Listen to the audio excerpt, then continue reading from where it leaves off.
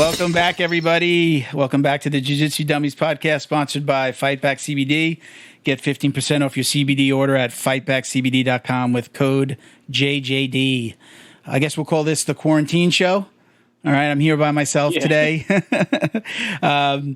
We were going to have Junior at least come in, but he's been traveling, so we just thought it would be a good idea to not have anybody else come in today. So Milton Campus here, Purple Belt, Fight Sports, Coral Springs.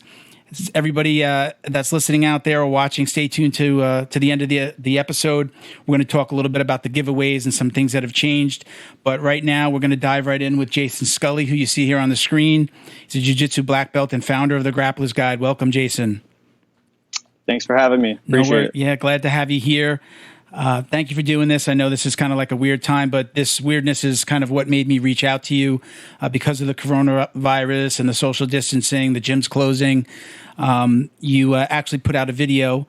It was titled BJJ Academy Quarantine Project that sparked me to leave a comment. And people that know me or listen to the show know that I've been mentioning your videos since we started. I used them since I was a white belt. I'm 6 years in. I'm a purple belt again. But you know, been watching you for so long. I was just sitting on the couch having my coffee one morning, doing what I do, and I put you on just to see what I was. I like the 55 moves and 7 minutes videos. Those just really work for me. I can always catch something new and then work on that in the gym. And I came across the quarantine video. So just as a little tease there, we're going to come back to that. Let's start at the beginning. Okay.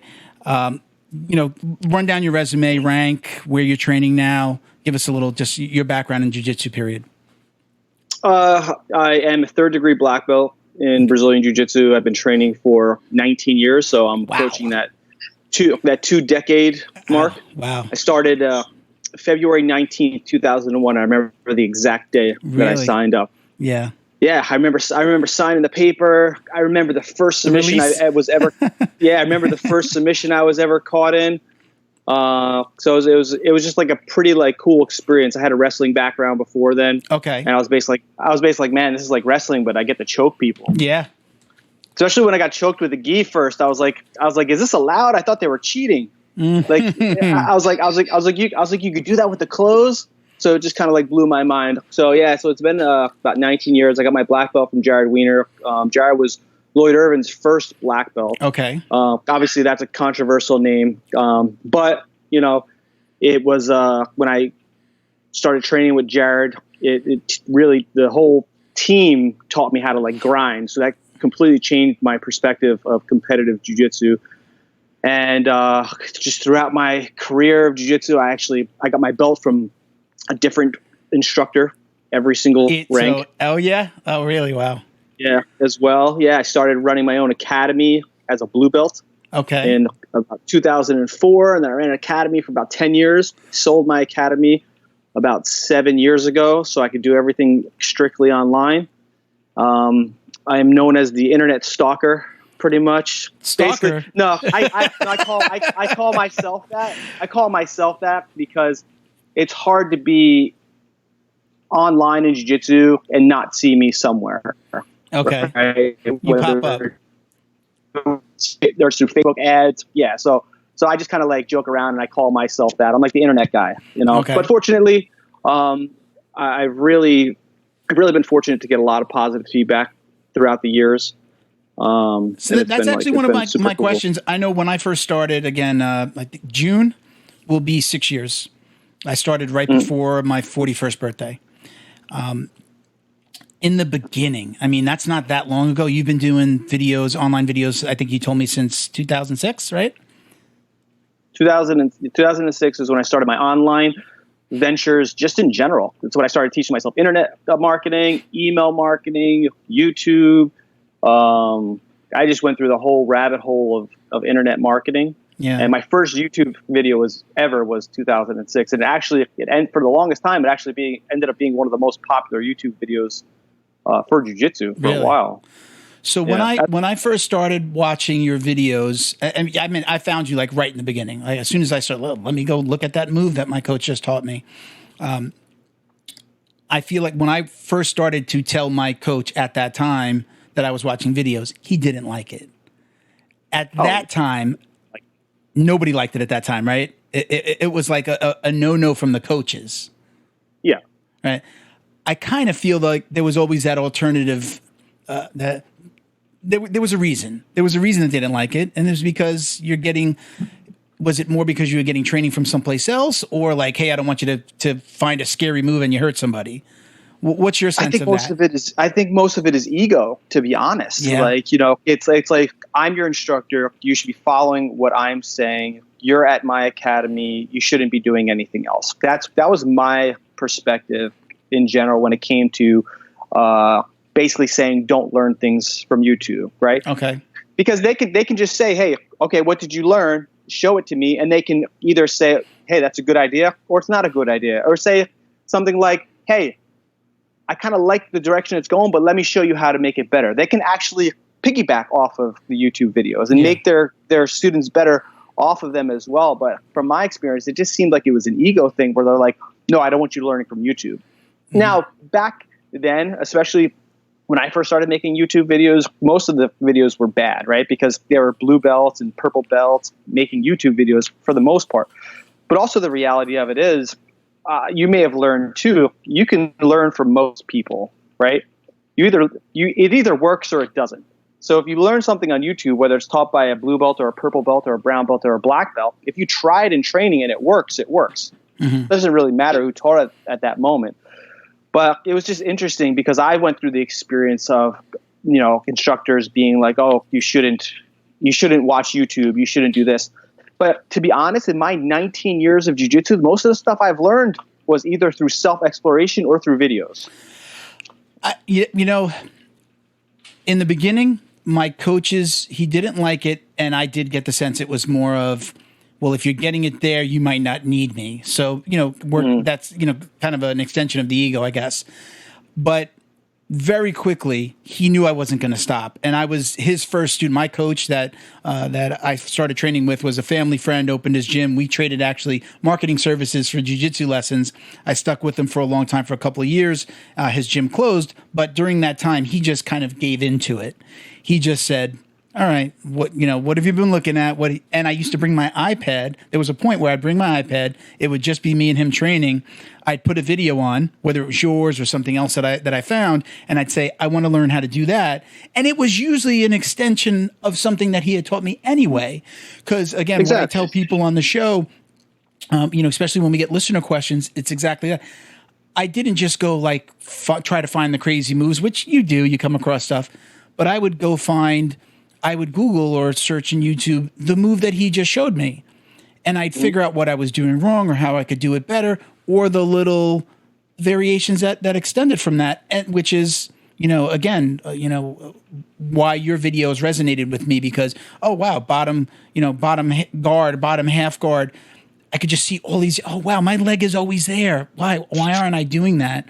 And he just gave into it. So I'd have my iPad off to the side of the mat, and I'd show him the video, and then he'd show me his take on it. And he just kind of became okay with it. But switching gyms and working with other people and coaches, again, you kind of usually find that they don't love it. The excuse that I have gotten in the past is a little bit more like, I don't want you doing something crazy and hurting somebody. But again, I think for the most part, I agree with you. And what you mentioned, exactly, but what you mentioned that your coach ended up doing is exactly what I described. Yeah. Right? Yeah. So he used it as a way of saying, okay, you're watching these videos. Let me see how I can make you better off of watching these videos. So instead of saying, no, don't watch these videos, you're saying, okay, I'm going to coach you with these videos as a supplement, and I can guide you in the proper direction. Yeah. And with the videos that I made where it's like 1 million moves in 5 minutes, that's really the perfect thing where you can say, hey, like this person did this move, it this like clip for 5 seconds, can you show me how to do it, right? Because I'm not teaching you anything in those videos. I'm literally giving you a demo. So in my opinion, coaches should love those videos because it's basically saying, here's an idea, take it to your coach and ask your coach about that idea so you could figure out how to do it, essentially. Because you're not going to learn like the nitty-gritty details off of those videos. Yeah. It's just going to open up your mind a little bit. It's just going to give you perspective. And that was the biggest thing about those videos. And I think that's why people like them so much, is because it gave you perspective. And the reality of it is, watching YouTube videos is like smoking crack. Like seriously, if like your coach can never tell heard, you never heard anybody put it that way before. Your coach can tell you as much as they want to stop smoking that crack, right? But it's super hard to stop. Yes, it is. And also the reality of it is anytime somebody tells you, especially as a grown adult, 40-something years old, right, or whatever, as soon as somebody tells you that you shouldn't be doing something, in your mind you're like, what? Like, I'm gonna go do that. and you're gonna keep doing it. Guess I know what I'm doing tonight. Yeah, exactly. So it's like, as somebody who then I also coached there, I coached the kids classes. My coach was in law enforcement, so sometimes he'd be like, I'd get a call at 4:30 on the way home from work. He's like, you got to open the school for me today. And it was just like, go train, whatever. I'd stop, I'd sit before the kids showed up, and I would pull up one of your videos and say, it would give me ideas on how to coach. So from the training perspective, and albeit they were kids, and sometimes I would do the adult classes, even as like a 4-stripe white belt, new school. So almost everybody was behind me. It was all new, new white belts. I would use it for ideas as a coach. So I think it resonated with me from both sides. But so, okay, let's go back to the gym. So you stopped running did you stop running your gym to do the Grapplers Guide, or, Yes. was there any reasoning behind it? Because we're going to be talking about how, gym owners now, what they're going through, but was it specifically for that, to run this business, to run the Grapplers Guide? Yeah, it was to run the Grapplers Guide. So I ran a gym for about 10 years. I don't even remember exactly how long it was. And I started running it when I was a blue belt, and it was based out of necessity, essentially. So like we split with an instructor, and like I didn't really have anywhere to train, and I was helping somebody with their website, with the academy that they had at the time. And they were like, hey, you want to be a part of it and be like a 50-50 partner? And I was like, sure. I was like, okay, now I'll be a business owner. I'll be a gym owner. And then I'll always have a place to train for free, basically. Yeah. So I just kept building that up, and I ended up being successful with my gym, and I was, making a living. I was making money. I was able to pay my bills, but I never stopped doing the internet at the same time, right? Because I started running a gym around, I want to say like 2004. I started learning about the internet marketing, ad marketing, just everything about internet marketing in 2006. So they were both coming up together. And then 2011, I had my big break in the internet marketing world. And then I just started making a good amount of income in comparison to my gym. And I was still making decent income there. And then there was a point where I just decided, sometimes there's a point in life where you choose to make life changes based on quality of life, right? So for me, quality of life is everything. Right? I don't, whether we live another life past this or not, who knows? But for me, quality of life right now is what's the most important. So I was like, man, I'm doing so well online. I do have this gym and it's successful, but what would it be like if I didn't have to show up to a building anymore? Right? What would it be like if I didn't have to walk in and teach a class anymore? Where I can wake up whenever I want. I can do this whenever I want. I could choose to take off whenever I want. I was like, what would that be like? And I was like, if I'm going to try that, now is the time. So what was the big break? I didn't mean to interrupt you, but go back. You said you had your big break in 2006. What was that big break? Oh, I'm sorry, 11. Okay. You said I had a big break. It was those videos. It was those videos taking the videos off? Yeah, because what happened was I made a video in 2006. I was a blue belt. It was like 50-something closed guard moves in however many minutes. I don't even know if I titled it that. I don't even know if I titled it that way. The first video I've ever made like that was in 2006. I was a blue belt. I don't know if mixedmartialarts.com. At that time, it was MMA.tv, I believe. Okay. And somebody asked a question on the forum, because I've been active in the forums forever, and they said, hey, what's your favorite closed guard techniques? And at that time, I was studying Barrett Yoshida and really working on closed guard. So I just took one of my training partners, I had a camera, and I said, hey, can I just run some moves here? And I didn't even realize I did 50 moves. Like, I didn't have an outline or anything. I just literally blasted whatever was in my brain and recorded at that moment as a blue belt of everything that I like to do from closed guard. I put it up on YouTube, and then it got very popular. It was the only video like that for a long time. I remember I even went to the 2007, I think it was 2007. When was the Abu Dhabi in New Jersey? I forget. Before my time in jiu-jitsu, I think. So I went to the Abu Dhabi when it was in New Jersey, because I live in New Jersey, and I was a purple belt at the time, and I had people coming up to me being like, "Are you Jason Scully? Oh man, I love that video." It was like, I love that video. Like, and I'm like, I'm this purple belt. Like, and I'm like, it was kind of a surreal situation. So then in 2011, I had this epiphany where I was like, man, if this video is so popular, what would happen if I redid it? It was better quality, and I just talked over it. So I redid the video, and within, I want to say, like 2 months, it got just as many views that it took about 5 years for that original video to get.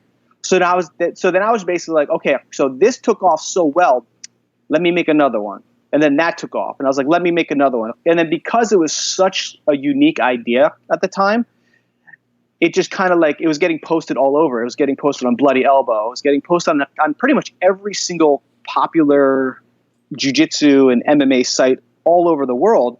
And at that moment, I'm all about opportunity. Like, if you've ever read the book Outliers, right? So basically, I know the book. I have not read it. One of the biggest premises, a lot of people quote the 10,000 rule with Outliers, right? Mm-hmm.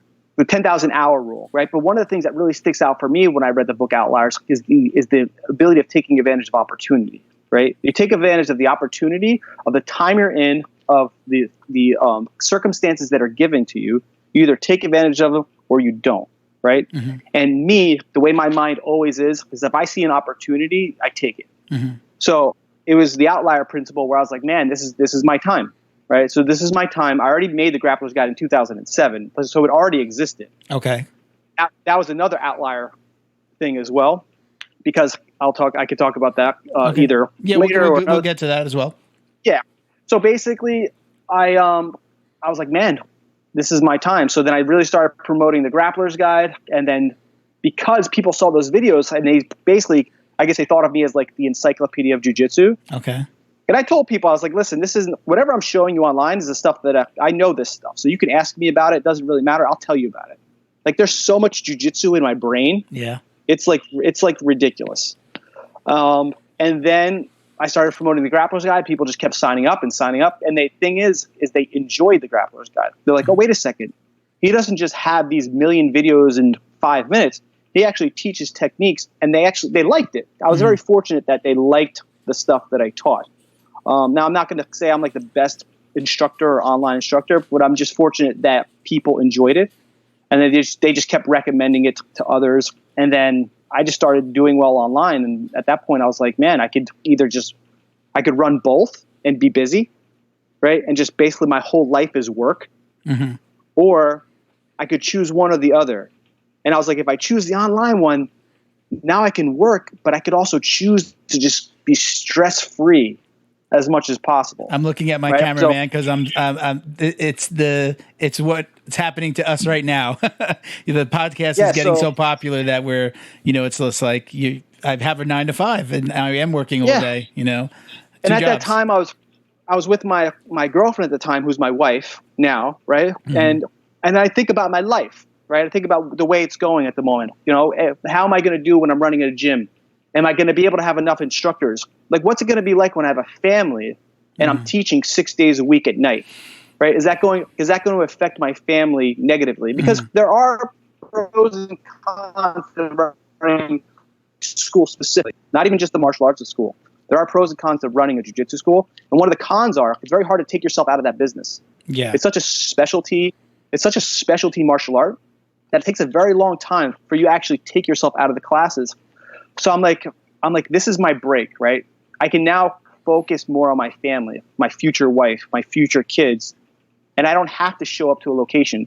So I just kind of rolled the dice, and I was like, let's see what happens. And the fortunate thing is that I rolled the dice, and I hit some good numbers. Yeah, basically.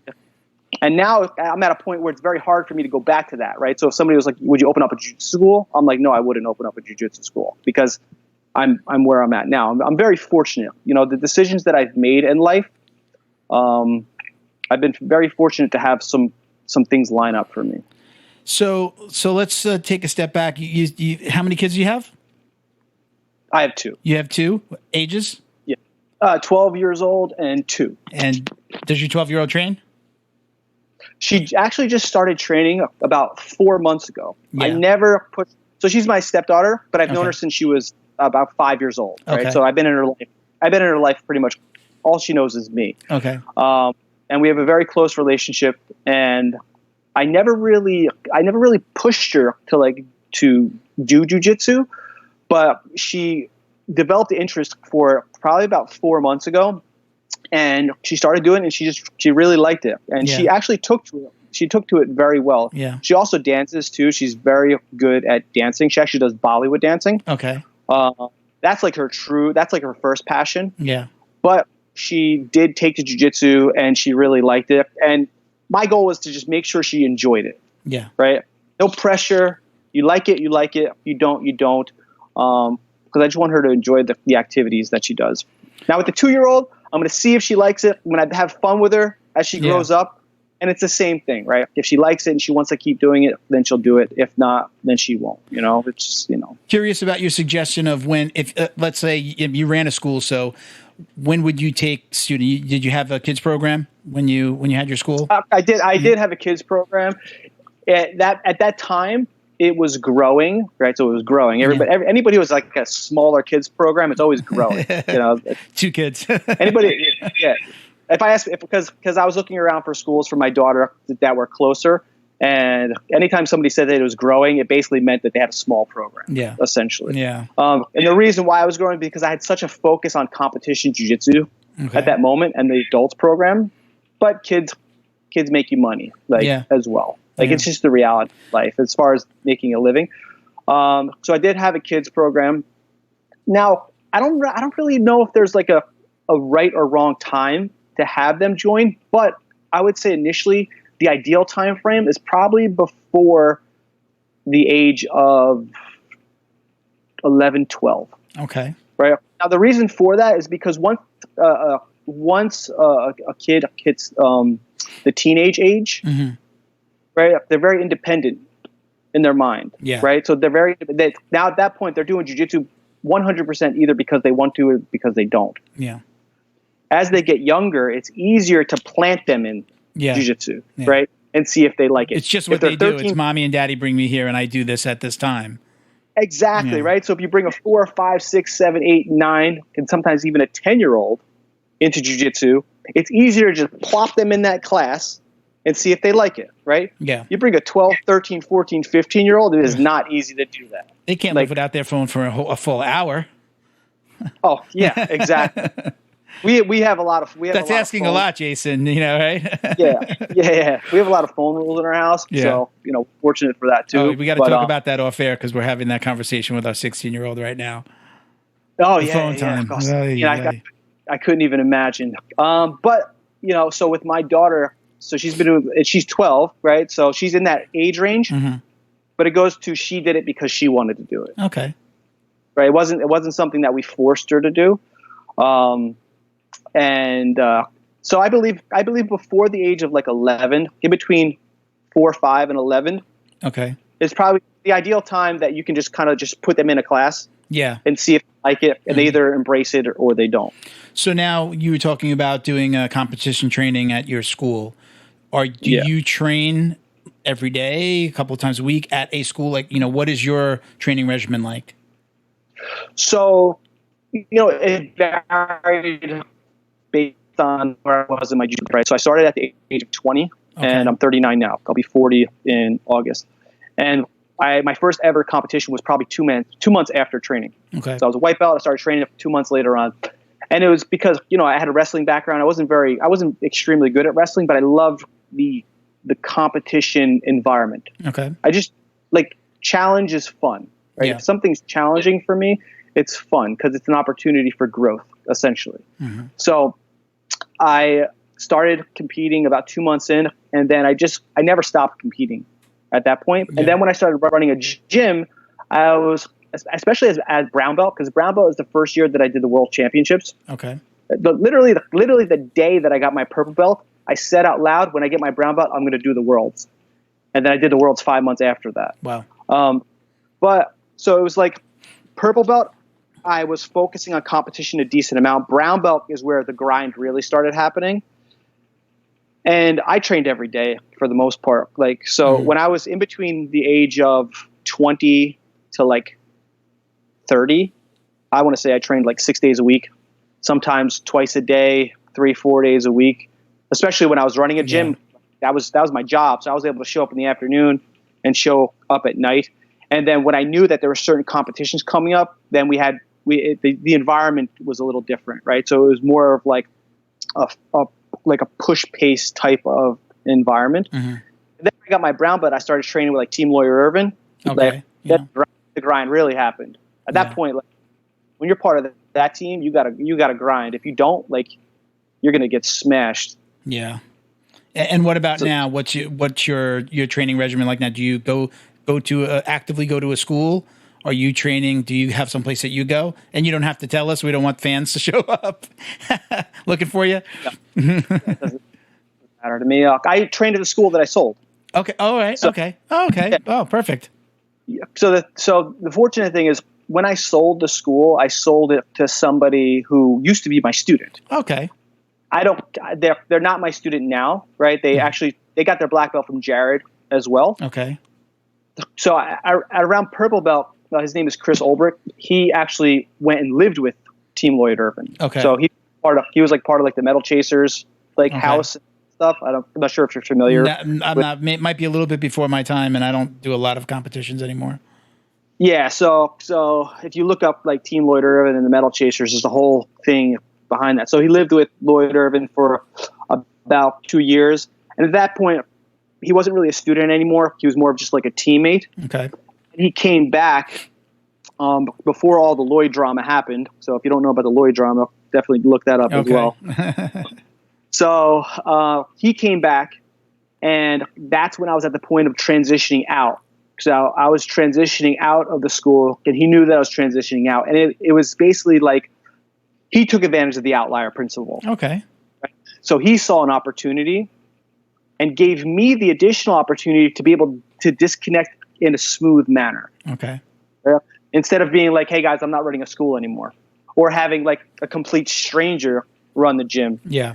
So he took over the gym, and then he's doing extremely well with it. And because of the fact that I've known him for so long, and him and I are really good friends, and I know all the people who are training, a lot of them were my students as well, and they were really pushing me along. I'm like, you know what? I don't run this school anymore, but why wouldn't I still go there? Yeah, that's awesome. So I transitioned out. It took a little while for people to kind of get used to it, because they still thought of me as like the head person. Mm-hmm. But now we're definitely at a point where they know that like Chris is like the main guy, and I just come in and train. Now I teach classes like, maybe once every couple months, because I miss it sometimes. Yeah. Like I do miss running a class. I love teaching classes. It's hard for me to be in a class and not feel passion when I'm teaching it. Yeah. Like I really enjoy it.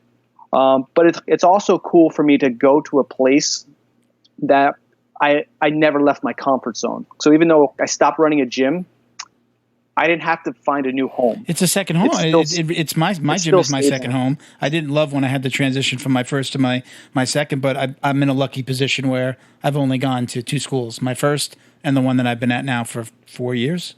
So you become very comfortable. People you may not know this, but all of the people that the 5 or the 4 other co-hosts that we have like a little round robin with are all teammates. I think only one of them isn't at our school anymore, but we've all trained together and currently, all train at the same gym. So I can't imagine going to another gym. You mentioned before that you had somebody, you had a different person promote you at each belt. Were you at the same gym, or did you go to different gyms? Did the coaches changed and you were at the same gym, or different gyms? I went to different gyms. Okay. When I first started doing jiu-jitsu, it was 2001, and in New Jersey, there wasn't a lot of jiu-jitsu around. Yeah. So that was a point where there really wasn't much. So I literally took a ninjitsu class the day before I ever tried jiu-jitsu. Okay. I wanted to be a ninja. I've told this story before to other people, but like I literally my life as a child, I loved martial arts. Okay. I never took like formal martial arts for a very long time. But I wanted to be a ninja. I had ninja claws. for my hands and my feet. I had like a blow dart gun. I had nunchucks, all that stuff. And I took a ninjutsu class, and they did open hand striking, and it ruined everything for me. Yeah. I have 5 brothers, and we fought. Oh, open hand, like slap? Yeah, they were okay. standing like this and all that stuff, and I was like, man, I would never do this. I was already used to standing in a boxing stance. Yeah. And if they would have used like a sword or like Chinese stars or like nunchucks or something like that, I would be a ninja right now. They would have had you. Like, I'm not even kidding. I would have never quit. And then I was like, man, I can't do this. So I went home and I Googled best martial art ever created, and then this Gracie Jiu-Jitsu came up. Yeah. So then I joined the gym, and then I was with that guy for a year and a half. I didn't really like the environment. Somebody else opened up about an hour away from me. So then I left the school I was at, and I drove about 4 to 6 days a week, an hour away to go train. And then we split from him. And then purple belt was kind of like a weird transition. I got promoted twice to purple belt. So somebody I got make promoted. You start over? Did somebody one of those situations? They're basically, the second person was like, we got affiliated with them, and they're like, oh, I want you to be a purple belt under me. Okay. So they promoted me. Okay. And then that person also promoted me to brown belt. Okay. And then I got my black belt from a 4th individual as well. So now, I don't know if you want. Do you still compete? Are you still actively competing? I didn't. I actually did the Masters Worlds this past year. Okay.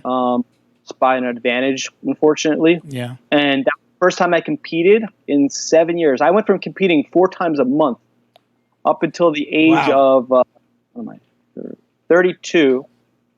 From 20 to 32, I competed a lot. Like, I did the World Championship twice. I placed at 3rd at the Worlds at brown belt adult division.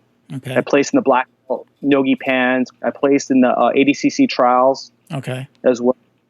And then I hurt my shoulder really bad when I was 32. So it was 2012, I think it was. Okay. And then I was training for competition again, and then I tore my Achilles. Oh, that's a bad one. And then I was training for competition again, and then I got married, and then I had a kid. man, the years just kept going, but I missed it. So like 7 years went by. In my mind, I was still a competitor. So like I loved it. Like just nothing was able to compare to competing and like the adrenaline of it and the challenge of it. Even if I wasn't like an elite level competitor, right? I always felt like I was above average, and I enjoyed going out there and testing myself, win or lose. It didn't really matter because I would lose and I would be pissed off, but I still felt like I learned something, right? I would win and I would be happy, and I still felt like I learned something. And that meant a lot to me. So last year, I was like, man, I want to compete. I was like, it's been so long. And I was at a point in my life, especially with the Grapplers Guide and being the internet person, right? Where I was at a point where there was no need for me to compete. Yeah. Right. It was actually probably more of a risk for me to compete. Right. Because let's say I competed last year in the Masters World and I got smashed. The person just made me look like a complete, like white belt. Yeah.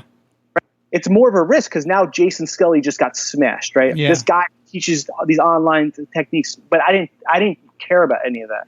To me, what mattered is just how I felt about what I wanted to do at that moment, right? Because a lot of people I believe a lot of people in my position would have just avoided competing altogether. They would have been like, you know what, I don't need to do this because, like, you know, I'm making money, I'm popular and online, I'm able to teach seminars. I don't want my image to get tarnished if I lose. Me, I'm like, man, I miss competing. Like, this was super fun. And before this whole coronavirus thing happened, I was actually planning on doing the Masters World this year as well. So, you know, and the fact is, last year when I was training for competition, it gave me back that feeling of that push. Because when I knew I was competing, like now there's more of a purpose, right? There's something there's an end goal. There's a goal, yeah. Yeah, so now my focus was different. I was working on my systems more. I was working on my game. I was very, very scenario based in my training too. I had a schedule. and I was grinding. My mind was completely different, meaning like there was no sitting out whatsoever. Mm-hmm. I never sat out anyway. In my mind, you don't sit out unless you're hurt. Yeah. You're either tired or you're hurt, right? Yeah. If you're tired, you don't sit out. If you're hurt, you sit out. So for me, when I'm like, I ask myself, are you tired or you're hurt? And I'm like, I'm tired. You stay in. Okay. So then the competition mindset really like sunk in at that moment where I'm like, you know what, let's do it. Let's grind. Right. And then I was able to feel the adrenaline training. And then, even though I didn't win my first match in the Masters Worlds, the experience solidified why I used to like competing in the past. Yeah. And also solidified that even though I'm in a position of popularity where people can judge me, it doesn't matter because it's my life and it's how I feel. So that's kind of like a long story about how I approached it then and even now. So you mentioned your shoulder. I just got an MRI 2 days ago. I think I have an MCL and a meniscus tear. I'm not even 100% sure where I stand right now. I've got the MRI. I've got to go to the doctor, the orthopedist next week. He'll look at the disc and tell me what's wrong. But you mentioned your shoulder injury, and you smiled a little bit before we went on air about we can go over injuries. But go down your list.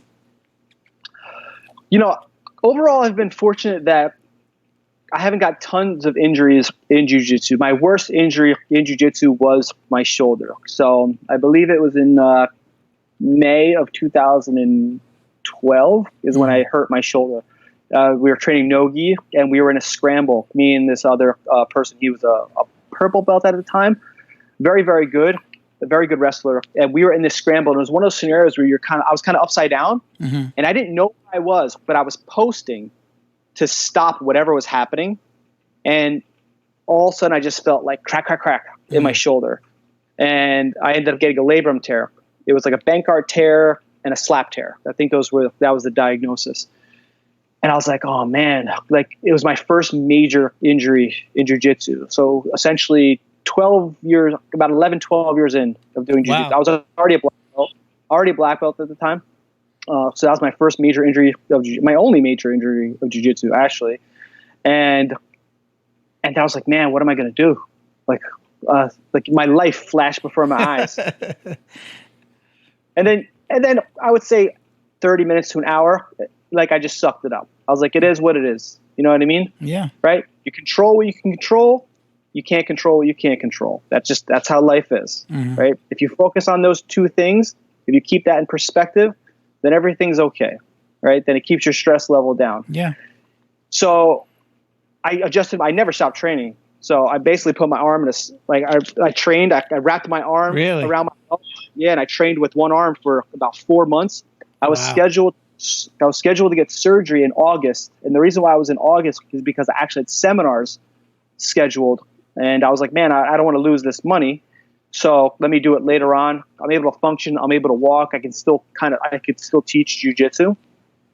And I did some physical therapy. I actually did 2 sessions of physical therapy. They gave me some exercises. I stopped going to physical therapy, and I just kept doing those exercises, and I kept training jiu-jitsu. The week that I was supposed to get surgery, I canceled it because I was able to do 50 push-ups and 10 pull-ups without any pain. Wow. So I called him up. I was like, I'm sorry, I'm not going to get surgery. I was like, I feel zero pain. I'm able to do push-ups and pull-ups. I was like, I'm not going to get cut up if I don't feel like I'm hurt. That was 8 years later. So since that was, and to that point, I had never had a shoulder injury since. Okay. You're good. We still got you. Lost you. Yeah. You had a little hiccup there. So let's jump in. The reason why we're here, at least the invite and why I reached out.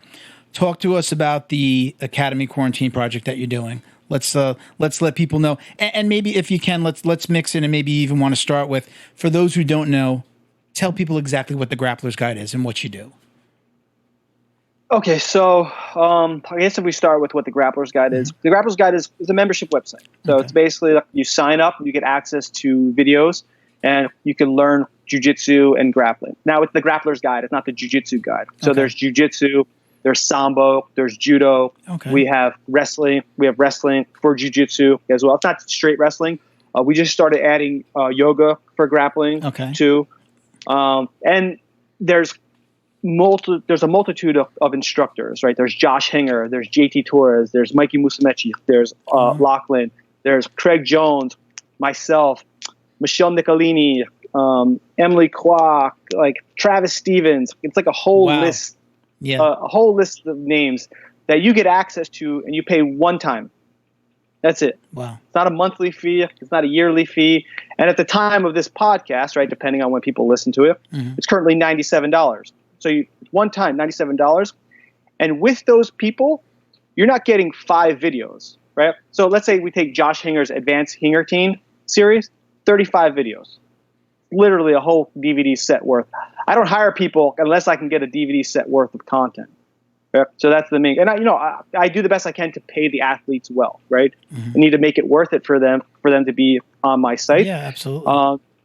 So I came up with this idea in 2007. I was just a purple belt. And it was one of those things. It's either do it now or do it later. So in my mind, I was like, you know what? I'm not a black belt. People don't really know who I am. I'm going to wait. And then literally the end of that week, I think it was, I was like, you know what? If I wait, it's probably too late. Right? So you throw the crap on the wall, you clean it up as you go. Right? That's pretty much how it goes. So I was like, I have this thing that I always say to myself: doers do, talkers talk. Right? You're either going to do it or you're not. If you have an idea and you think there's like passion behind it, just do it. It either works or it doesn't. So that's pretty much what I did with the Grapplers Guide. And then I kept building it up. It started as just like a basic forum. And in 2012, I think it was, that's when I first really started hiring people. Bradley Bodycomb was actually the first person that I hired to put on my site. And it got such good feedback. I was like, man, let me hire more people. And let me hire more people. And then the Grapplers Guide, was doing well. So I just kept hiring individuals and putting up my own content. And fortunately, people still liked my content as well. And essentially, you get thousands of dollars worth of content. Like if you bought separate DVDs of each of these series, it would probably cost you upwards of $7,000 total. Right? Right now, I'm charging $97. Is that dropped because of what's going on right now? Is that a special? That $97? Actually, before this. I actually raised the price because of this. Really? What's going on right now? Okay. Yeah. So last year in 2019, I did pretty much no sales. The price was $297. Okay. And then this year, I was like, you know what? I want to make it available to everybody. Like no matter what country you're in, no matter what your currency is, no matter what your income level is, I want to make it available to everybody. And the Grapplers Guide has been around for 13 years. This isn't like a fly-by-night website. Yeah. So I was like, you know what? Let's make it $87 because I want the whole entire world to be a part of the Grapplers Guide. Unfortunately, like if you go on Reddit, if you're Reddit popular, you're popular in jiu-jitsu. Okay. Right? That's the way the internet world is now with jiu-jitsu. If you get Reddit popular, you're going to be popular in jiu-jitsu. Noted. Note that, Bo. No, seriously. For us.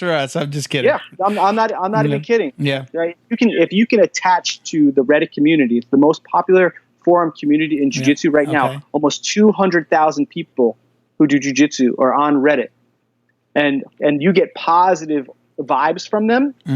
You will grow much more. And the reason why that's important is because you are attaching to people, right? You're attaching to people who train. It's not just Facebook ads, right? It's posting on your profile. It's not just posting on your fan page or sending out a newsletter, right? It's a community of people who are saying, yes, I support you.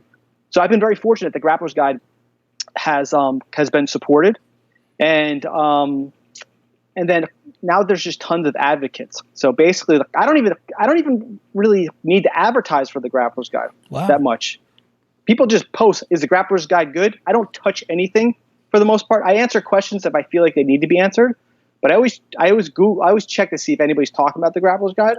But they post and I just watch. And I'm very fortunate that I would say like 9 times out of 10 or even 10 times out of 10, people say, yeah, dude, Grapplers Guide is probably the first thing you should be buying before anything. Okay. And So you were talking about the pricing. You mentioned the pricing. You said you you went up actually because of the coronavirus. Yeah, so I went up, and the reason why it was actually $87. Okay. And because of the relief project that I'm doing, I bumped it up to $97 because I wanted to give a little bit of buffer room for people to make a little bit more money. Okay. But at the same time, I also have costs as well. Yeah, yeah. So because I'm giving 40% of the profits. Okay. So I figured I would, bump it up only $10. It won't create a sticker shock. Yeah. Right. So for people who don't know what sticker shock is, it's basically like something can be so useful and so worth it, right?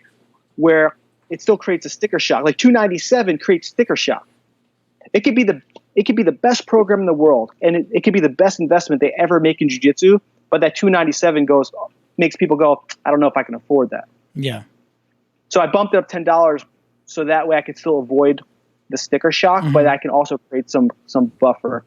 And if we get back to the relief project, because I don't want to go off on a tangent, all this happened, and it happened so suddenly. And it's very hard for me to sit around and do nothing. Right? So when I see something happen, if I'm in a position of positivity and I have the ability to take that position of positivity and try to use it for other people, I'll do what I can to do that. Right. So this was a scenario where I saw this happen, and immediately people's gyms had to close down. And in my mind, I'm like, man, what are people going to do? Right. Like I love jiu-jitsu, and I know what it's like to be a school owner. Yeah. Right. So I thought about what would it be like if I was running a gym now? Right? How would I be feeling? Would I be panicking? Would I be trying to figure out how my life is going to be? So I was like, you know what? I'm doing well with the Grapplers Guide. I'm very fortunate that life is good. The cards have played out well for me. Let me see if I could take those cards and spread them out to other people. And I figured if I do it, at least for 30 days as well, like it won't really hurt me. Also, we've been raising about $1,000 a day so far. Wow. And that goes, to the people believing in the Grapplers Guide and spreading the word too. And I'm very fortunate for that because they're helping out other people too. Now, essentially the way it works is I have two options. There's option 1, option 2, and they're not mutually exclusive. Okay. What I mean is an academy contacts me and they say, hey, I would like to be part of the relief project. They fill out information on a Google form, just information I need to kind of like accept them. And then take their academy name and I put it on the list of the checkout page. Let's say, for example, you have Milton BJJ, right? Somebody selects Milton BJJ. They sign up. You're automatically going to get 40% of that sale. That's yours. Okay. No matter what. And the reason for that is because it was a student, it might have been a friend, or it might have been somebody who says, you know what, I've heard of this person and I want to support them. And they're basically buying the membership and donating part of the profits to you directly. Okay. Right? So people have the ability to earn guaranteed money. Okay. Now, some people are going to take advantage of it more than others. So there's some people who've made a few $100s already. There's some people who made $40, right? Your effort directly reflects on what you get in regards to that option. Okay. Then there's option number 2. So that's an open option. I'm sorry, the other option is the open pot option. So this is where any sales that an academy was not selected goes into the open pot. So every single sale, doesn't matter if it's my money or somebody else's money, goes towards helping somebody. But the money that goes to me directly, 40% of that goes to an open pot. Okay. So that just keeps raising. And what I do with the open pot money is at that point, that doesn't directly go to anybody. Then I have to kind of understand what your situation is, right? What do you need help with? Why do you need help? Do you just want the money because you want to get money? Yeah. Right? Or do you want the money because you feel because you need this because it's really going to help you? So I wish I could help everybody, but I can't. So that's going to be the harder part of this process, is making decisions. So will you choose that open pot? Would that go to people that were also signed up, that submitted and signed up? Yeah. So the way it's going to work that you could choose from would also be the people that you might award that open pot money to? The way it's going to work is the open pot is only going to go to the people who signed up. Okay. To the reason academies for that signed up, correct? Yeah, I have there's like 100 academies that signed up. Okay, very cool. And the reason for that is because those people told me they need help. Okay. Right? Oh. They said to me, you know what? I need help. I want to be a part of this. And in my opinion, there's no reason to not be part of the option where someone can directly select you. Yeah. Right? Like, why wouldn't you be? Even if you've got no sales, why wouldn't you take that opportunity to try to say, hey, if you want to support me during these times. Yeah. And not only that, you're going to get access to something that helps your jiu-jitsu as well. So you're not just giving me money, you're investing in yourself, and you're also helping us too. And I think it's a better way of doing it, at least for me, instead of saying, hey, can you donate this money? Because the reality of it is the time that we're experiencing now, it's not a situation where, Milton BJJ is having trouble. Let's say your academy was only having trouble.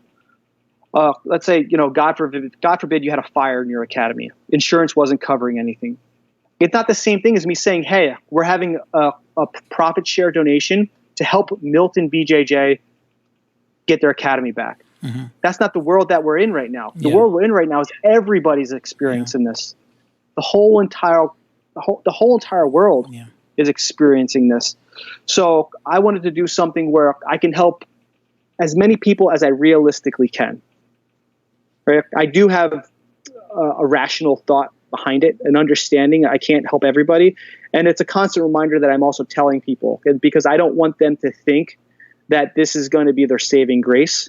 Right? Yeah. I just want to do something for somebody and do it without doing nothing for nobody. I understand. Yeah.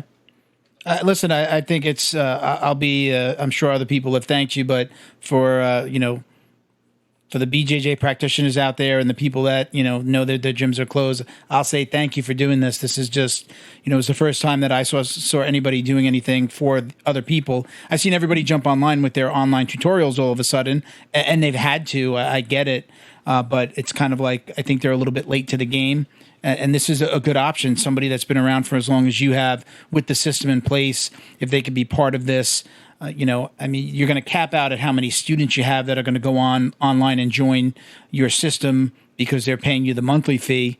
I feel like people are doing it because they don't want to lose the monthly fee, and I get that. I'm not going to cancel my membership. I don't care how long this takes. My gym will be, I've got an MCL tear, and I'm still going to be paying my membership fees. And I encourage anybody out there that can do it to not cancel. Pay your fees. You will get it back at some point. Think about the family, the community that you receive from that place, just, what your coaches have done for you, what they go through. You know better than I. You don't make a ton of money running a gym. It's a constant battle at new memberships, So I want to thank you for doing this. And I hope that a lot more people, continue to support. You mentioned that you're making about $1,000 a day in that pot that's going towards just that pot. Okay. It's $1,000 a day.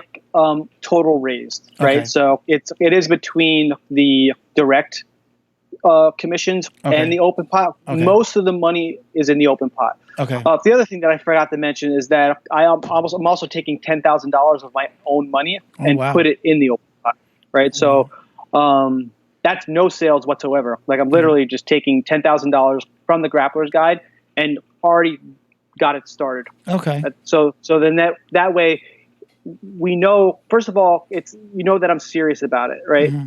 Where I'm like, I'm not making any money.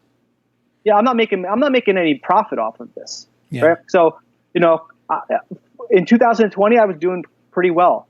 And I'm going to get affected. I'm going to get affected by the coronavirus quarantine. The longer this goes on, the less sales that I'm going to get. The less sales all online jiu-jitsu academies are going to get. Because as time goes on, jiu-jitsu is no longer the priority, right? Mm-hmm. Your family is the priority. How you're going to feed this priority. How you're going to do these certain things. That's what's priority. So, I just want people to understand that I'm not doing this so I can make money. Because 1,000%, there's no possible way I'm making money off of doing this. Yeah. But I feel like, because I feel like I'm in a better place than most, fortunately, right? For the type of individual that I am, it would be a lost chance to try to help people. right? Like I said, once again, you only live one life, right? You drive, you live it, you help people, you wing it, or you either wing it and you just kind of live through the world and just say, okay, I'm here, or you take from people. Yeah. Right. There's givers, there's takers, and there's people who just coast. Yeah. So the goal is for me to, if I have the ability to give and have the ability to help, then I'll help, and the other plus is, karma, right? Maybe some good karma will come my way, because I had this conversation with my wife too. There's no such thing as a truly selfless act. Okay. Right. And the reason for that is people do nice things also because they feel good about it. Yeah. Right. If I didn't feel good about doing this, then I wouldn't do it. Right. So that's the selfish part. The selfish part is that it feels good to be able to help. Mm-hmm. So, hopefully I can do the best I can to help people. It is a fight too, right? Because I can see the numbers. The numbers aren't the same as they used to be in February. Mm-hmm. If I compare my January, my February numbers to March, it's much, much lower. And it is a direct reflection to what's going on in the community right now, because the world is affected. Yeah. And I give daily updates. I do video updates, and I send emails out to the people who are on the list. We have a private Facebook group, and I post on my phone, and I say, hey guys, here's an update for today. And I don't even just give an update. I give it up. I talk about why we might have made as much as we did, or why we might have made less. Okay. Because I also don't want to give false hope, right? Yeah. I'm never a fan of a false sense of security. Reality is reality. So I don't want people to think like, oh my goodness, like this is going to save my everything. If I give you $300, that's $300 you didn't have. Yeah. And that's just, I'm just doing the best I can in the situation, crazy situation that we're in, basically. Yeah. And I go back to, and I'll say this, and then we can move on. A lot of time, you're a gym owner, so I guess I'm preaching to the choir here. When I hear guys complain about buying a gi from the academy, especially like a smaller one, if you're doing your gis yourself, my academy just went to the Fight Sports Academy, the official Fight Sports gis. But when I used to hear guys complaining or like sharing a link to some website that gives cheap gis, if I ever bought a gi on my own and I walked into my gym with a gi, I bought a gi. I made sure I also bought one from the coach. I've made T-shirts for years. I walk in with my T-shirts. Anytime he comes out with a T-shirt, I make sure I buy some of his. I'm fortunate that I'm able to do that. I know that everybody can do that, but I don't think that people always understand that.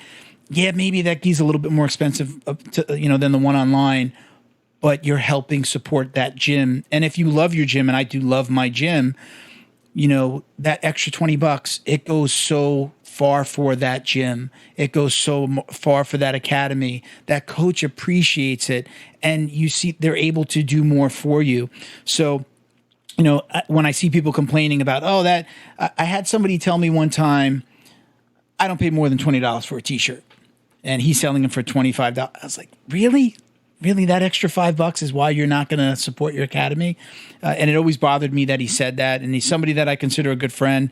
But, I didn't really address it with him in a way. I said, I'll pay the extra $5. I'm just supporting the school. So for all of you guys out there that can, continue to support your schools, don't wince every time, they come out with a new gi or, some new T-shirts. You're going to support that academy. With that being said, so, any final words on how people can sign up? I know you said there's a form that they fill out. Do you want to direct anybody, give out the URL, the website link to where people should go to sign up? They can go to grapplersguide.com/relief project. Okay. And they could fill out the academy form.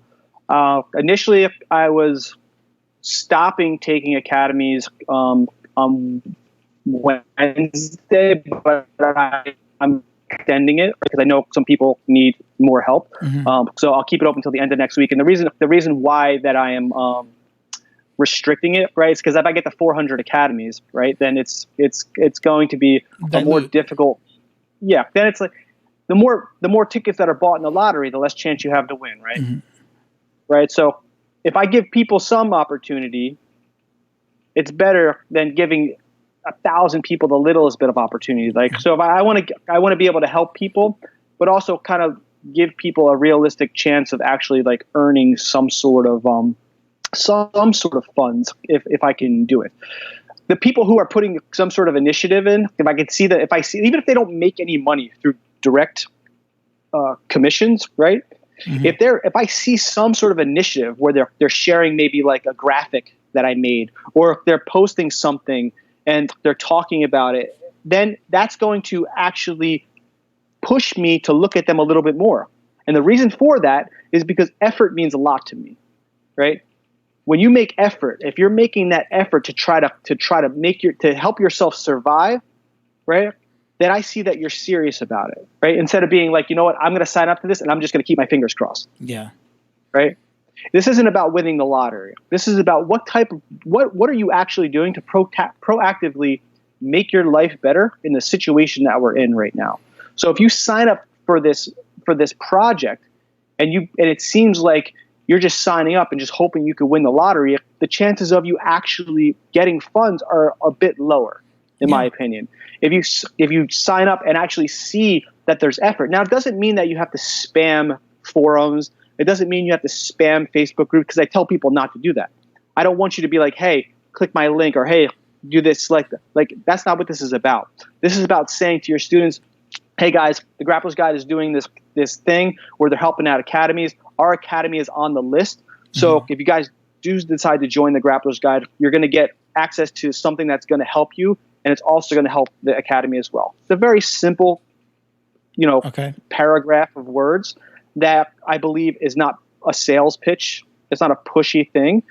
But by seeing that, at least I see people are making effort. So again, you're going to extend that sign-up time till when? To the end of next week. The end of next week. And how long are you going to be running the program? It's going to go till April? Yeah, so it'll go to April 23rd. So April 4th. Okay. Actually, April 5th. So April 5th will be the date where I'm not going to take any more academies. Okay. April 23rd is how long this is going to last. Okay. Now, I know the government and a lot of a lot of state run government as well. They're giving aid and they're giving loans to businesses too, and that's going to help a lot of people. But one thing that doesn't take into consideration is that if this goes on for 2 months, 3 months, 4 months, it's immediate attrition, right? Attrition rate for an academy is a problem, right? So it's something you're always trying to manage. But imagine how life is when everybody's gone at once. Yeah. Right? Let's say you had 200 students and then you can't charge them anymore because it's just not realistic and it's not fair to everybody. And then you went from 200 students to 0. And now 2, 3, 4 months later on, you're finally able to open up your academy. How many of those 200 students are you actually going to get back? You're probably lucky if you get 100 right away. Yeah. It's going to take a while. So those loans and those grants don't take into the fact that not only did this affect their person's business, their person's livelihood, and the ability to like take care of people, it actually affected their student count. Yeah. And then, I mean, you're going to have, I was talking to my wife about this when I was telling her, what you were doing. We also have to factor in call it the boogeyman, which is parents being scared to send their kids right back to jiu-jitsu for fear of who's sick, who might have it. This is still around. I mean, this isn't just going to disappear one day, so the boogeyman is going to, scare a lot of parents from bringing their kids back, or even adults from just training again. So again, goes hand in hand with what you're saying, who's coming back? You have 200 students. How many are actually going to come back through that door day one when you open?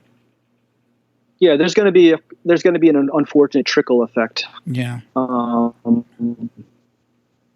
don't know exactly how it's going to go. I live in New Jersey. Yeah. 45 minutes away from New York City. Like, we're literally in the hotbed of whatever's going on in the United States at the moment. New Jersey is like this tiny little state, and has the second most cases in the country. Yeah.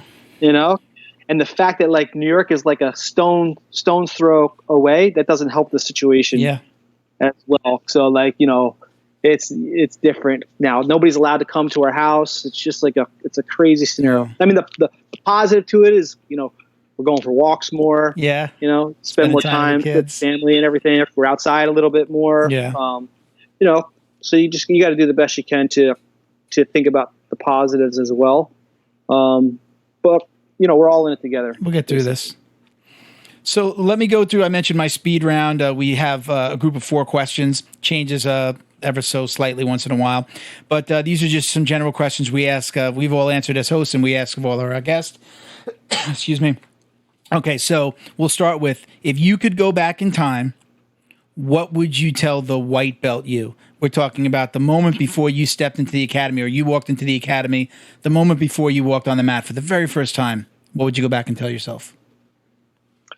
I would tell myself to make sure that I'm focusing on fun first. Okay. Right? Because if it's not fun, then you shouldn't be doing it. And get as good as you can at guard retention. Okay. Guard retention. Okay. If I were to start over and I were to teach a white belt from scratch, literally for the first year, if I could, without dealing with their ADD brain, right, where their mind is all over the place, I would literally teach them pass prevention, guard retention, and sweep prevention for a year. I don't even think I would teach them submissions, because if your guard does not get passed, right, you're not worrying, right? Yeah. If you're not worrying about being swept, you're not worrying, right? And along the lines, submission awareness, meaning like understanding where somebody can possibly attack you in submission when you're inside their guard. Yeah, that's what I would tell my white belt self. I would say, listen, you need to be the best pass preventer ever. Yeah, I talk a lot about the book Jiu-Jitsu University. I'm sure you know that book, and pretty much the chapter on white belt is and he touts Sal Ribeiro touts, I teach my white belts how to survive. That's the whole. That's the white belt chapter. I definitely agree. I would also tell them. I would also tell my white belt self to not play close guard. Wait a minute. Hold on. Wait.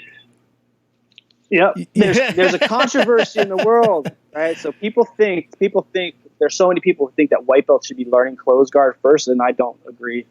Okay. The reason we won't get into too much because I could probably make a whole episode about this. Okay. But the biggest reason for this is because open guard is one of the hardest things to play as a white belt, right? It creates an overwhelming sensation. It is something that, like, as soon as your closed guard is open, right? If you do not have a good open guard, you're worried. You're basically like, oh my goodness, my closed guard is open. If you get good at open guard first, it gives you the ability, in my opinion, to choose to play as much closed guard as you want. Because if the person opens your closed guard, who cares? You're already good at open guard. I still watch your closed guard video because of that, and I'm so much more comfortable on my back because of that video, because I feel like I have so many more tools in my toolbox. So I think there comes a point, whatever belt it is for an individual, I can't say, but opening your guard for me is a trap. Is my trap. I kind of know when I open where I'm going based on how they're trying to get out of my guard, what their strengths and weaknesses. So I definitely agree with you there. So let's go to the next question here. So other than achieving the rank of black belt, which you've done many moons ago, what is your ultimate goal in jiu-jitsu? My ultimate goal in jiu-jitsu is, what would you like your legacy? What would you like to leave behind? Just to kind of like keep helping people, right? Keep helping people get better. And that's the purpose of the Grapplers Guide. The Grapplers Guide, literally the slogan initially was dedicated 100% to the improvement of your grappling performance, right? That's pretty much what it is. And if you go on our Facebook group, there's no BS. People are not allowed to post memes. They're not allowed to post street fight videos. They're allowed to do like dumb stuff, essentially, because it deviates from the purpose of what the Grapplers Guide is. The Grapplers Guide is dedicated to helping people get better, and that's my ultimate goal. And I think that's also why it gets a lot of praise, right? I think that's why there's a lot of advocates for the Grapplers Guide, because they understand that it's not just about people signing up and me making money. I legitimately want people to get better. Like, I want people to improve because they joined the Grapplers Guide. And just in general, like when I teach seminars, I don't teach them walk in there, go through the motions, and walk out. And people ask me, how long is the seminar? I say it's however long you need it to be. Okay. That's how it is. When I teach a seminar, like it's there's no block like timed out. It's the day, right? So if my seminar is at 5:00, it's from 5:00 to whatever. I'm like, you guys can ask me questions however long you want. And I even give money back. I tell people, if I did not give you the ability to get helped in any way, I will give your money back. So that is my goal in jiu-jitsu, is to be able to help as many people as possible get better at it, because if they get better at it, they're going to enjoy it and they're going to experience the overall positive effects of it. Okay. Right. All right. So next question, what's the craziest jiu-jitsu related thing that's ever happened to you on or off the mat? The craziest jiu-jitsu related thing. I got to think, man. My life is kind of boring when it comes to We usually get it. People usually answer this with injuries. Oh, I broke this, snapped that, tore this. Yeah. Well, for me, it wasn't really me getting injured myself. There was 2 times where I had students dislocate their fingers. Ooh. And like, you dislocate your finger, it goes from like being straight to now like crooked. Yeah. Right. This happened twice, and both times I reacted the same exact way, where the students dislocated their fingers. I walked up to them. I said absolutely nothing. There was no panic, and I just went like this and went boop, and I just popped their fingers back into place twice. There was another time where I was training with Edson Carvalho, and he was another grinder. Like it was a tough training session. He was very good at judo. Extremely good. And I got my blue belt from him. Okay. And one of my training partners, we were training really hard, and he ended up throwing up on the mat. Oof. And Edson's like, "What are you doing? Like, why are you doing that?" So my training partner, he runs off the mat. He didn't have any shoes on, obviously. He steps off the mat, and then Edson's like, "Why do you not have any shoes on?"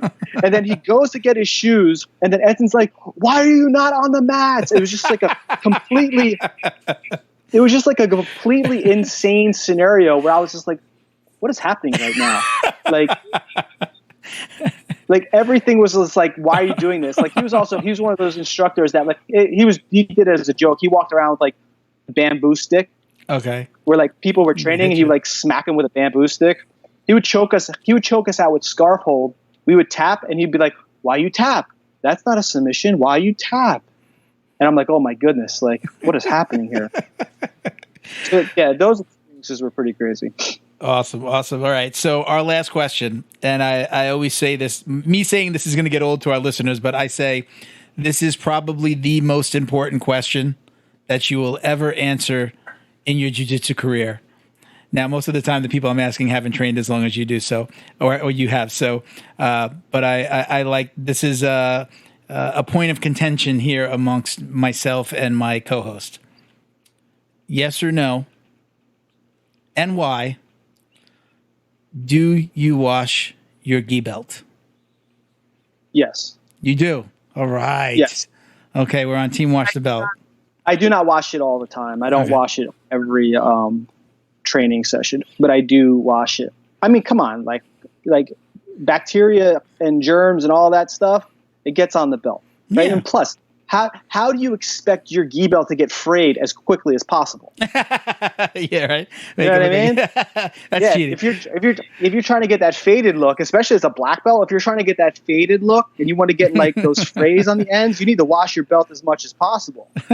But yeah, especially when there's a time that I get super, like I feel like I trained hard, I'm soaking wet. Everything goes in the wash. You know, the only thing I don't like about washing my belt is it shrinks. Yeah. So usually I have to get like a belt that's a little bit longer. Yeah. Because I wash and dry everything. I dry my gis, I dry my belts. But yes, I do believe you should wash your belt. Yes. Like you heard it here, skills folks. do not go away Your skills do not go away if you wash your belt. But you know what comes? Staph infection, ringworm, and all that other stuff. I wish Junior was here to hear this. All right, we got one for Team Wash Your Belt. Thank you so much for doing this, Jason. We're going to get this episode up as quickly as we can. I'm going to put the link to Grappler's Guide and the sign-up form in the description, both on the podcast sound and on YouTube. So we'll definitely give as much support as we can here. We'll continue to post. I wanted to give you an opportunity. Is there anybody that you wanted to shout out? Well, we kind of said before, you may not be kind of in that sponsor realm, but anybody you want to say hello to? Not really. My wife, my daughter. Shout out to my wife and kids who will not watch this. Yeah, family. I'm a family guy too, so I love my family. As far as businesses and shit, just Grappler's Guide. That's it. All right. I represent myself. I don't really have sponsors. You're in a good place. You're in a good place. Bo, this is where we're going to be in a few years. Grappler's Guide, grapplersguide.com. Check it out. Seriously, if you join it, I'm telling you straight up, you're going to wonder why you didn't join it years ago. You will see my sign up by tomorrow morning. Once we got to pack up and close up the studio, but you will see me on there. My programmers, like I said, the Grappler's Guide has been around for 13 years. I'm literally at this moment redeveloping the whole entire site. Really? So it's not even oh, join the Grappler's Guide, I'm going to close it next year.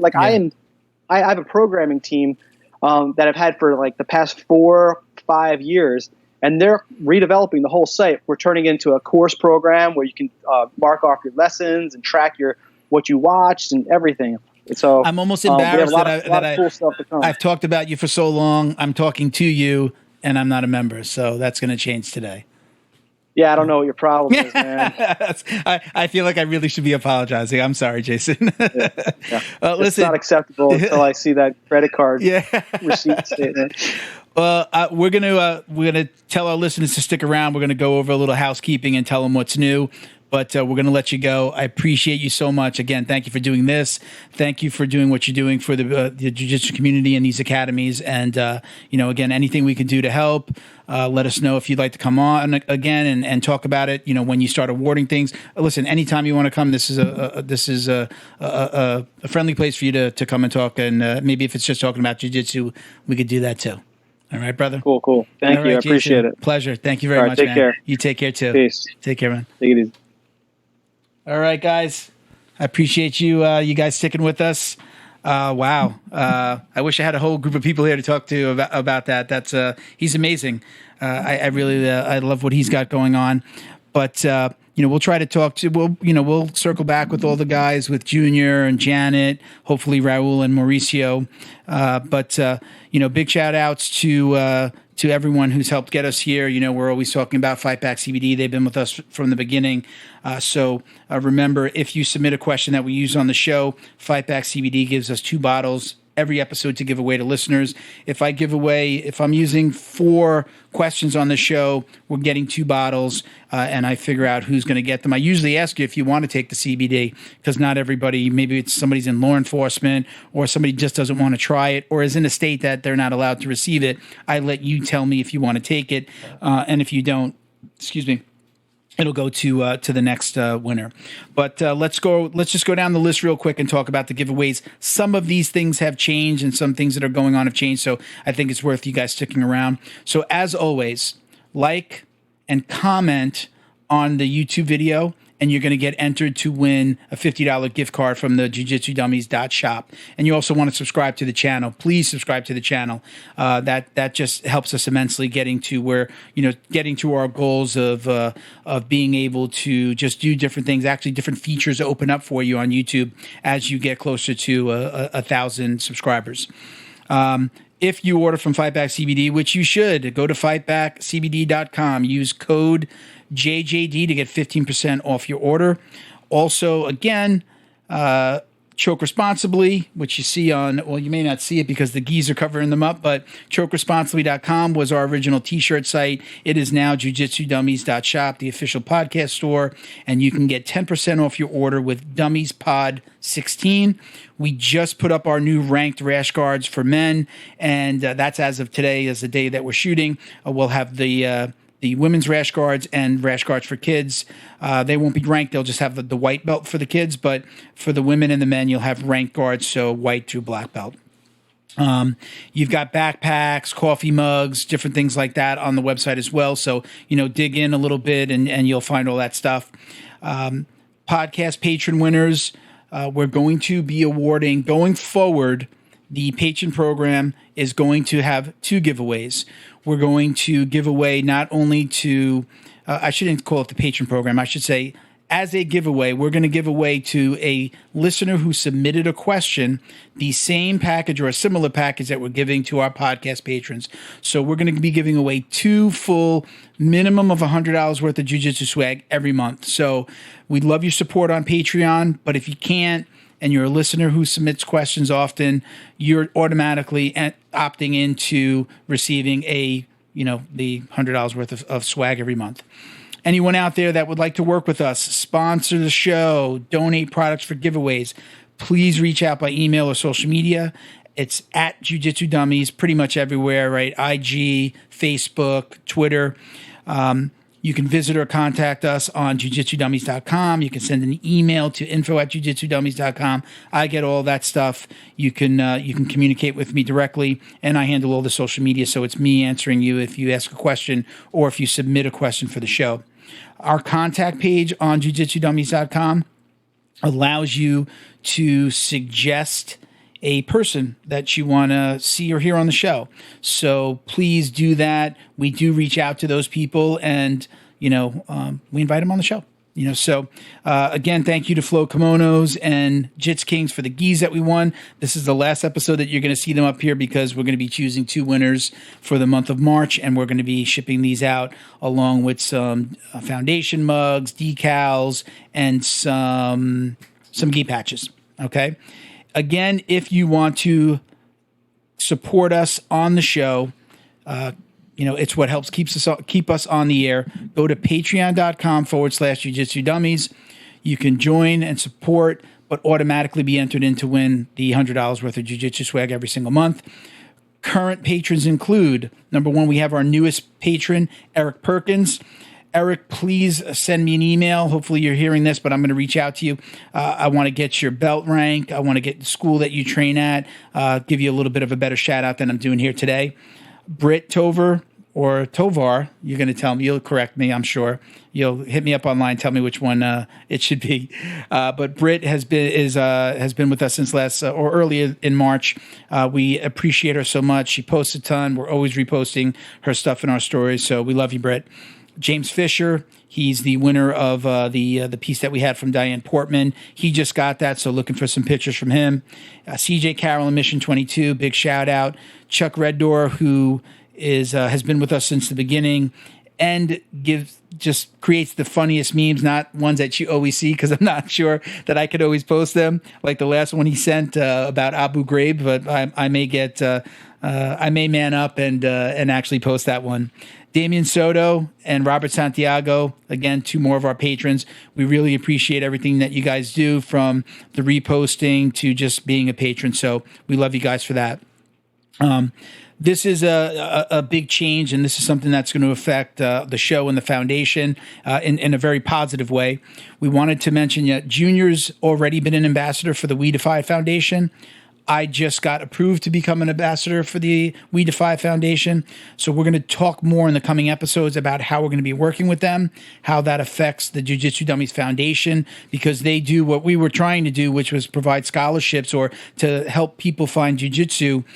So we want to thank TJ and Anthony for getting us approved, but stay tuned. We're going to do some more with them. Hopefully we'll have their logo on the backdrop here, but we're going to figure out how we can work with them the best, whether it's supporting financially or getting out and spreading the word. For those of you who don't know who We Defy who they are and what they do. They provide combat veterans coping with military-connected disabilities. They provide them with a long-term means to overcome their challenges with Brazilian Jiu-Jitsu and fitness training. So that's what they do. That's what we were trying to do. So, it's we're not going to step on their toes, but we're going to really push to help them out. Lastly here, the Jiu-Jitsu Dummies Foundation. You can find us on Instagram at the JJD Foundation, on Twitter at the JJ Dummies FDN. And then our GoFundMe for the foundation is in the description. We're probably going to shut that GoFundMe down soon and then restart it, because anything that we raise in the current GoFundMe, a portion of those proceeds are going to go to We Defy. We're going to then probably launch a new one that's specific to what we're doing, how we're changing, if we're still going to be doing it with first responders and children, and just not award to the military veterans and let them do that. We're going to figure that all out. It's all positive. It's all a good thing. So stay tuned for more of that. Want to thank Bo for coming out and shooting today.